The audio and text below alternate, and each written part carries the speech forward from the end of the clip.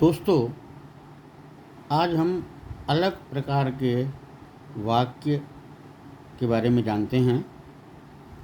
कई बार आप देखते हो, कई बार सुनते हो, मुझे जाना है। इसी को हम कह सकते हैं मुझे जाना पड़ता है। अगर ऐसा मुझे खाना है, मुझे खेलना है, अगर ऐसे वाक्य आपके सामने आएँ तो इसमें देखिए कि इसमें हैज़ टू या हैव टू का प्रयोग करते हैं। अब देखिए आप, आई सब्जेक्ट हो, वी हो, दे हो, यू हो या कोई भी प्लूरल हो तो हैव टू लगता है। वहीं अगर ही है, शी है, इट है, कोई नाम है, कोई सिंगुलर सब्जेक्ट है तो हैज़ टू लगता है। इसका ज़रा स्ट्रक्चर देख लें। सबसे पहले सब्जेक्ट लिखेंगे, फिर हैव या हैज लगाएंगे, फिर टू लगाएंगे, फिर वर्ब का फर्स्ट फॉर्म लगाएंगे, फिर ऑब्जेक्ट है तो लिखेंगे और दूसरी चीज़ें हैं तो उनको भी लिखेंगे। देखिए, प्रश्न है, एक वाक्य है, मुझे पत्र लिखना होता है या मुझे पत्र लिखना पड़ता है। तो सब्जेक्ट हो गया आई हैव टू, आई के साथ मैंने बताया हैव, तो I have to write a letter. मुझे पत्र लिखना पड़ता है। दूसरा देखिए, उसे दूध लाने जाना होता है या जाना पड़ता है। He has to go to bring milk. वैसे ब्रिंग माने होता है लाना, दूध लाने, लेकिन जाना, दूध लाने जाना पड़ता है तो मुख्य क्रिया हो गई जाना, इसलिए ही हैज़ टू गो, और गो के बाद टू जरूर आता है। He has to go to bring milk, ठीक है ना, जाना पड़ता है दूध लाने के लिए, ठीक है ना। माँ को सुबह चाय बनानी होती है या चाय बनानी पड़ती है। Mother has to prepare tea in the morning. वैसे माँ को आप माँ भी कह सकते हैं या जिस नाम से पुकारते हैं, मम्मी से पुकारते हैं, mummy has to prepare tea in the morning. अब निगेटिव भी होते होंगे, तो मुझे होमवर्क नहीं करना पड़ता है या मुझे होमवर्क नहीं करना होता है। तो इसमें क्या करना है, हैव और टू के बीच में नॉट जोड़ देना है। I have not to do homework, I have not to do homework.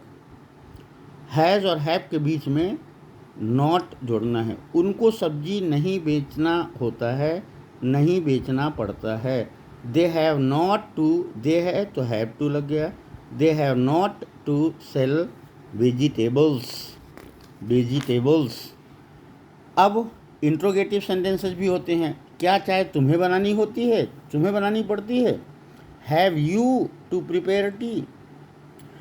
अच्छा, किसी भी उसमें देखेंगे तो इस तरह के वाक्य दो प्रकार के होते हैं, जिनका उत्तर हाँ या ना में हो तो इसका सीधे सीधे क्या होता है, हैज़ या हैव जो भी होगा हम बाहर पहले लिख लेंगे, फिर सब्जेक्ट लिखेंगे, मतलब हैज़ टू हैव टू के बीच में सब्जेक्ट आएगा, has have plus subject plus two, फिर वी वन, फिर ऑब्जेक्ट और फिर अदर चीज़ें जो दूसरी बातें हैं। अभी मैं एक आध सेंटेंस में बताता हूँ आपको कि अदर चीज़ें होती क्या हैं। तो ये पहला तो ये हो गया।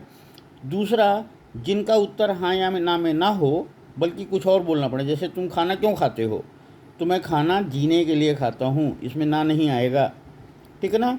तो जिस शब्द से प्रश्न बना है, अगर ये दूसरा वाला जो है, जिस शब्द से प्रश्न बना है, क्यों, कब, कहाँ, कैसे, पहले उसे लिखते हैं, फिर हैव या हैज़ लिखते हैं, फिर सब्जेक्ट लिखते हैं। सब्जेक्ट मैंने बताया अभी, हैज़ और हैव और टू के बीच में लगेगा, has plus subject plus two, फिर वी1, फिर ऑब्जेक्ट, फिर दूसरी चीज़ें लिखते हैं। इसका देखिए ज़रा उदाहरण देखिए। क्या तुम्हें कठिन काम करना होता है, क्या तुम्हें कठिन काम करना पड़ता है। Have you to do hard work. क्या उसे भी स्कूल जाना होता है, मतलब बच्चा तो जाता ही है, तो क्या हो गया, हैज़ ही या शी, क्योंकि उसे माने पता नहीं चल रहा है कि लड़का है कि लड़की। हैज़ ही या she also to go to school, ठीक है ना, ये मेरे ख्याल से क्लियर हो गया होगा। अब दूसरे प्रकार में आते हैं हम, हमें रोज़ दौड़ना क्यों पड़ता है। कभी कोई बच्चा लेट आया तो टीचर ने उसको दौड़ा दिया। हमें रोज़ दौड़ना क्यों पड़ता है या दौड़ना क्यों होता है।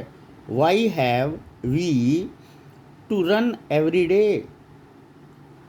और तुम्हें सुबह कब उठना होता है या तुम्हें सुबह कब उठना पड़ता है। When have you to get up in the morning. तो ये कोई भी ऐसा सेंटेंस बोलना हो तो आप हैज़ टू और हैव टू का प्रयोग करके बोलेंगे। मेरा ये वीडियो अगर आपको पसंद आया हो तो इसको लाइक करिए, मेरे चैनल को सब्सक्राइब करिए, लोगों को सब्सक्राइब करने के लिए बोलिए और कमेंट अवश्य करिए और इसको दूसरों तक फैलाने में मदद करिए। मिलते हैं अगले वीडियो में, तब तक के लिए धन्यवाद।